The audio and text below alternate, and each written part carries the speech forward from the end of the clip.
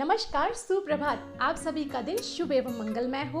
स्वरूप आयुर्वेदिक क्लिनिक के रोजाना के सुविचार के दिनचर्या की इस श्रृंखला में आज दिनांक 23 जनवरी 2021 को हम बात करेंगे कि ग्रीष्म ऋतुचर्या क्या है और इसका पालन क्यों और कैसे करें। तो आइए सबसे पहले हम ये जानते हैं कि ग्रीष्म ऋतु क्या है।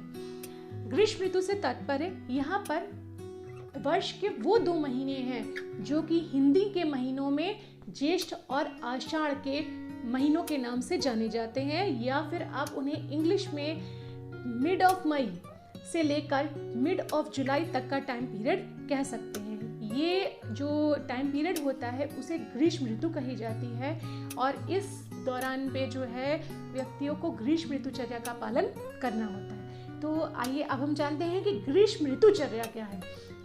ग्रीष्म ऋतु के दौरान जिस आहार विहार यानी फूड और लाइफस्टाइल का प्रयोग करते हुए तथा अपथ्य जो बताए गए हैं उस ऋतु में उनको त्याग करते हुए जिस आचरण का फॉलो किया जाता है ताकि उस सीजन में होने वाली व्याधियां यानी रोगों से बचा जा सके, उस आचरण को ग्रीष्म ऋतुचर्या कहा जाता है। अब इसके बाद हम जानेंगे कि ग्रीष्म ऋतु में जो है वो क्या क्या बदलाव होते हैं जिसके आधार पे जो है वो इस ऋतु में यानी इस वो समर सीजन में कौन से किस प्रकार के आहार विहार लेने चाहिए, यानी किसके आधार पे जो है वो ऋतुचर्या का बेस बनाया जाता है। तो एक्चुअल में होता क्या है कि ग्रीष्म ऋतु में सूर्य की जो किरणें होती हैं यानी सनरेज होती हैं वो बहुत अधिक तीक्ष्ण होती हैं। बहुत अधिक तीक्ष्ण होने से वो क्या करती हैं कि सभी का स्नेह का अंश को जो है वो स्नेह के अंश को धीमे धीमे ख़त्म करने लगती हैं अपनी तीक्ष्णता से।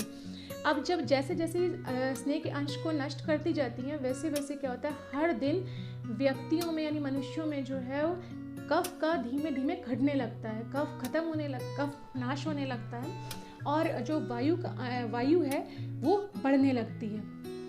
इसलिए इस ऋतु में हमें जो है वो कफ को बढ़ाने वाले और वात को घटाने वाले आहार विहार का पालन करना होता है। यही इसी ऋतुचर्या का आधार है।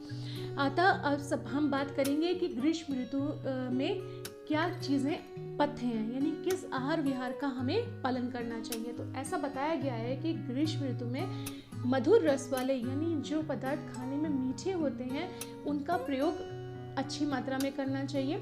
साथ ही साथ द्रव पदार्थ यानी लिक्विड्स को ज़्यादा मात्रा में लेना चाहिए, पानी लेना चाहिए। स्पेशली बताया गया है कि शीतल जल यानी कि जो नॉर्मल टेम्परेचर वाला वाटर होता है, शीतल जल को या फिर जो ठंडा पानी है उसमें आप जो है वो शर्करा यानी चीनी डाल कर लें। ऐसा बहुत अच्छा फ़ायदेमंद होता है ग्रीष्म ऋतु में लेना। इसके साथ साथ ही स्निग्ध पदार्थ लेने के लिए यानी कि घी के साथ मिले हुए पदार्थ लेने के लिए बताया गया है।